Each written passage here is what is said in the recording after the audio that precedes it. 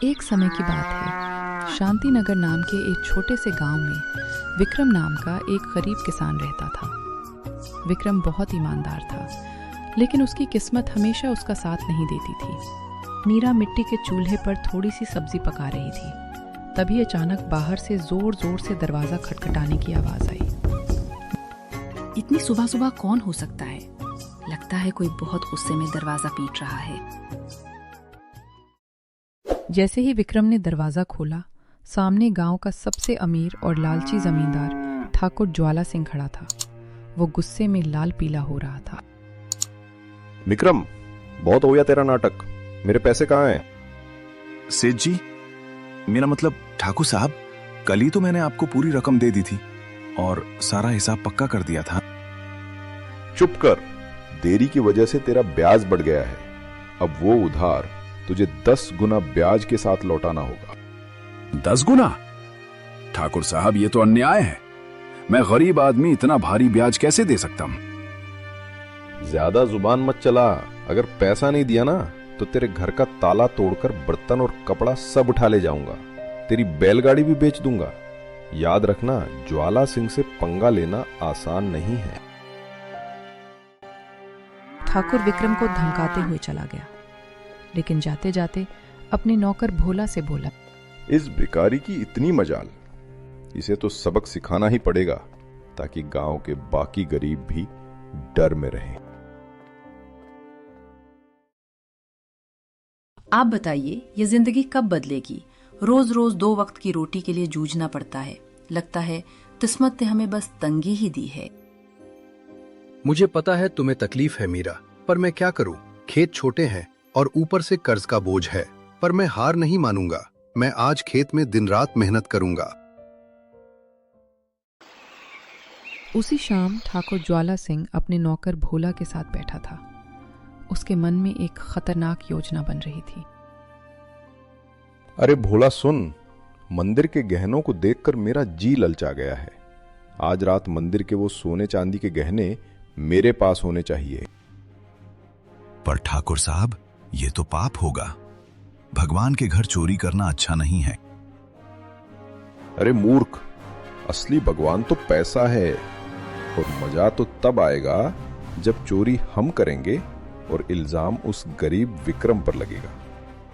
वो रोज सुबह मंदिर के पास से ही अपने खेत जाता है ना, बस काम हो गया।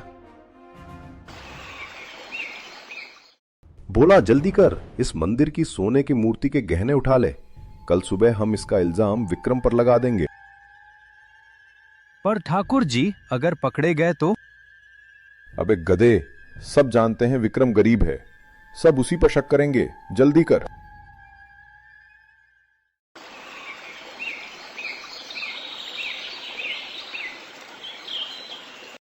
अगली सुबह मंदिर के सामने भारी भीड़ इकट्ठा थी। मंदिर के सारे गहने चोरी हो चुके थे। बहुत बुरा हुआ, भगवान के गहने कोई उठा ले गया। इतना बड़ा अपशकुन।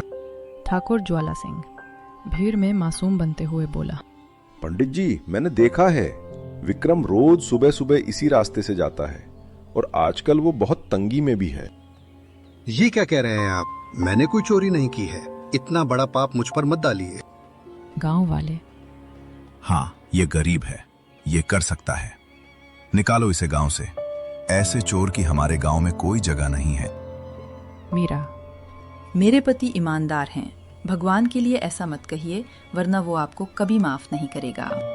भीड़ ने एक नहीं सुनी और विक्रम और मीरा को धक्के देकर गांव से बाहर निकाल दिया। वे मजबूर होकर जंगल के पास एक टूटी झोपड़ी में रहने लगे।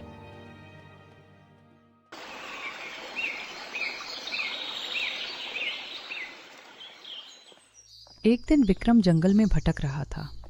तभी उसे एक महात्मा मिले। विक्रम ने रोते हुए उन्हें अपनी पूरी कहानी सुनाई। बेटा, तेरी आंखों में सच्चाई है, चिंता मत कर, भगवान न्याय करते हैं। इस जंगल में एक श्रापित काली बिल्ली रहती है। उसने अपनी आंखों से असली चोर को देखा है, वही तुझे सच तक पहुंचाएगी। पर बाबा, मैं उसे कैसे ढूंढूं? वो बिल्ली तेरी जिंदगी बदल देगी। जा बेटा, सत्य की शक्ति तेरे साथ है।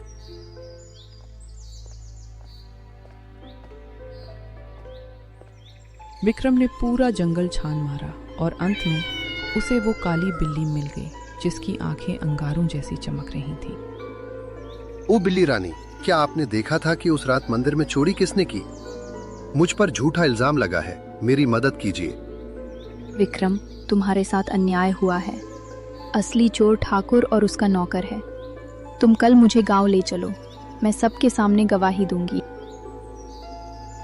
अगले दिन विक्रम बिल्ली को लेकर गांव पहुंचा। जब बिल्ली बोलने लगी तो सब हक्के बक्के रह गए। गांव वालों, असली चोर विक्रम नहीं, ठाकुर ज्वाला सिंह है।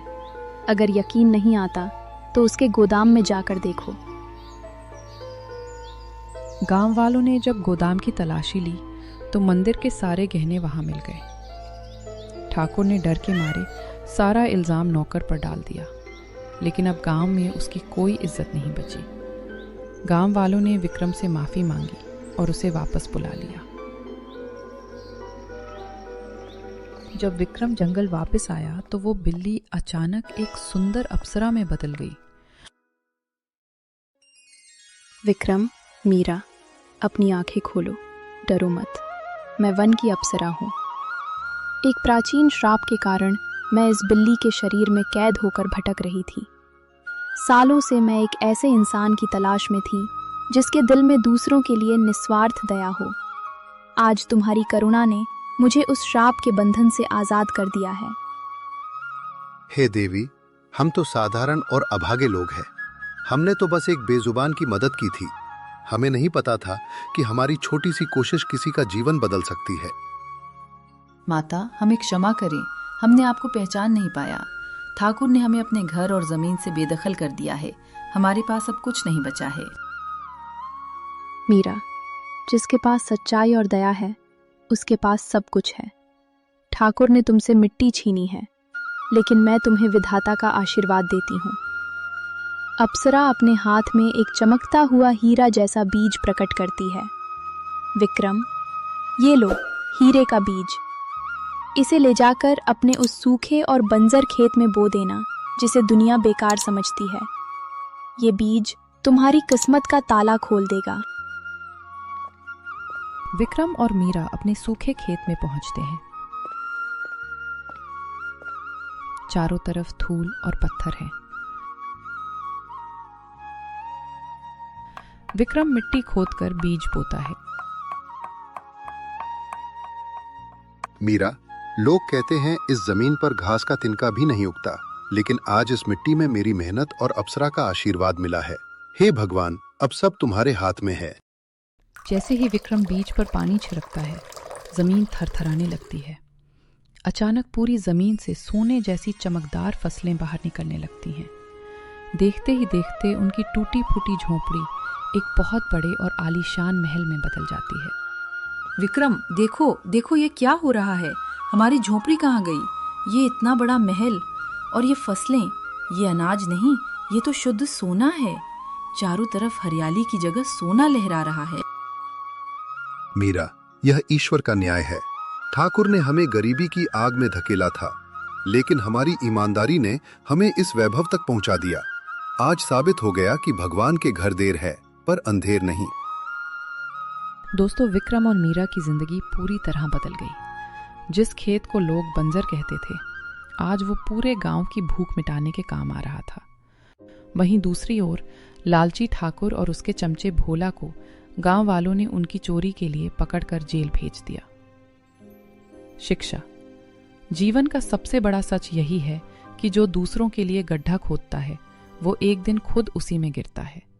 ईमानदारी और मेहनत का फल हमेशा मीठा होता है, चाहे उसमें थोड़ा समय ही क्यों न लगे।